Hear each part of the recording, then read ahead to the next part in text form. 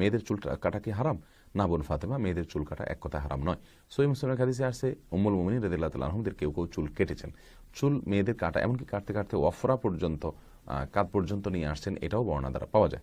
মেয়েদের চুল কাটা জায়েজ আছে শর্ত সাপেক্ষে, যদি সেটা অমুসলিম অথবা ফাসিক কোনো নারী, তথাকথিত মডেল টডেল তাদের সাথে সাদৃশ্যপূর্ণ না হয়, এমনিতে চুল কাটা হয় তাহলে সেটা জায়েজ আছে। তবে নর্মাল এবং স্বাভাবিক অবস্থায় চুল না কেটে লম্বা করাই হলো উচিত, এবং বেশিরভাগ ক্ষেত্রে মহিলা সাহাবীরা এভাবেই করতেন।